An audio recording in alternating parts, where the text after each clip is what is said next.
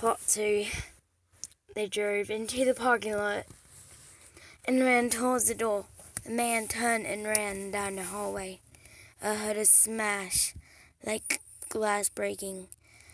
As I came out of the room, I saw the window was pointing towards the back of the house. It was broken. I looked out and see him vanish in the distance. I could tell you one thing. I will never forget that face, those cold, evil eyes, that psychotic smile. They will never leave my head. Police are still on the look for this man. If you see anyone that fits in this description, this story, please contact your local police department.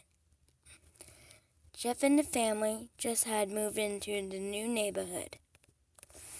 His dad had gotten a promotion at work, and they thought it would be the best to live in one of those fancy neighborhoods. Jeff and his brother Lou couldn't complain, though. A new, better house. What was not to love?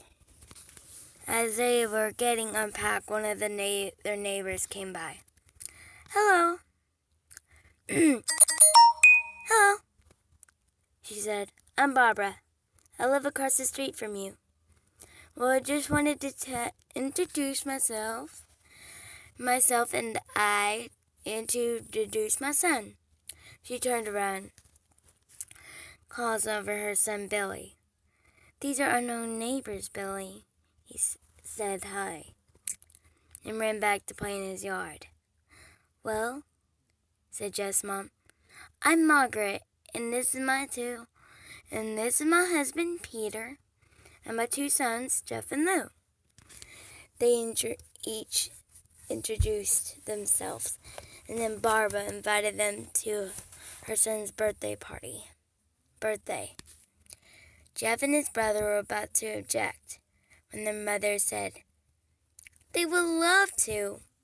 When Jeff and his family were done packing, Jeff went to his mom. Why would you invite us to some kid's party? If you haven't noticed, I'm not a dumb kid. I'm not some dumb kid." Jeff, his mother, "We just moved here. We should show that we want to spend time with our neighbors. Now we're going to that party, and that's final." Jeff started to talk, but stopped himself, knowing that he couldn't do anything. Whenever his mom said something, it was final. He walked up to his room and plopped down on his bed, sat there looking at the ceiling. When suddenly he got a weird feeling, not so much pain, but weird feeling. He dismissed it as just a random feeling. He heard his mother call him to get down and stop and walk. He walked down to get it. The next day, Jeff walked downstairs to get breakfast. Got ready for school. As he sat there eating his breakfast, he once again got that feeling. Time it was stronger, and it gave him a slight tugging pain. But once again, he dismissed it.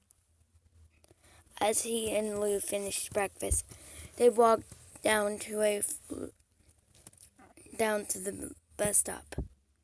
They sat there waiting for the bus,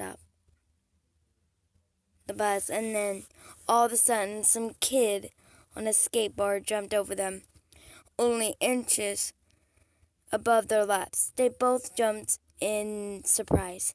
"Hey, what the hell?" The kid landed and turned back to them. He kicked his skateboard up and caught it with his hands.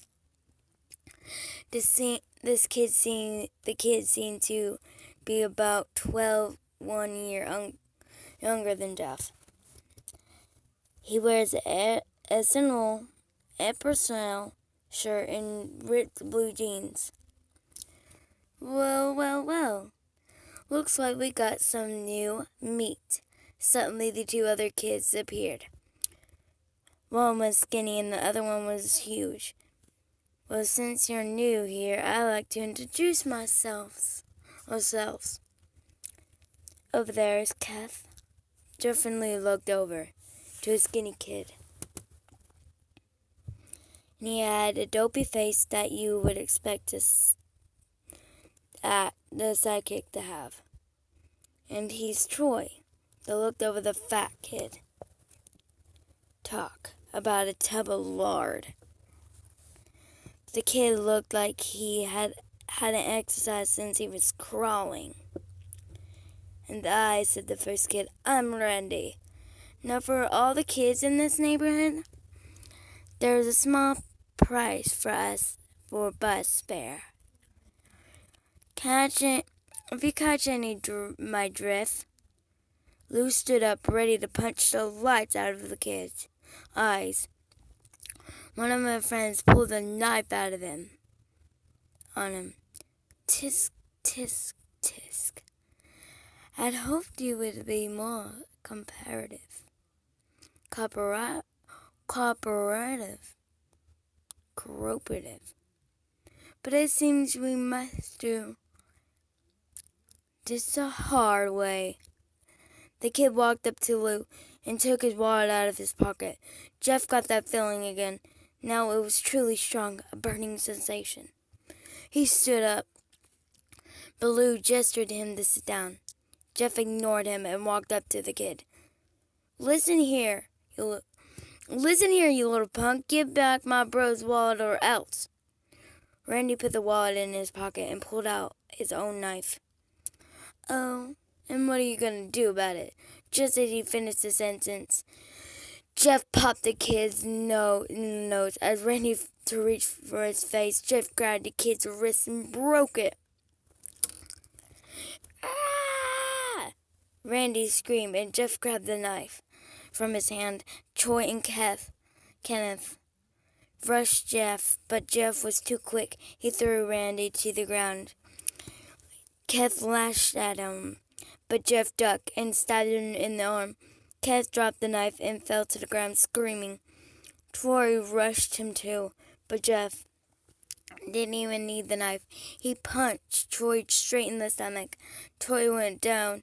As he fell, he puked all over. Lou couldn't do anything but look at amusement of Jeff.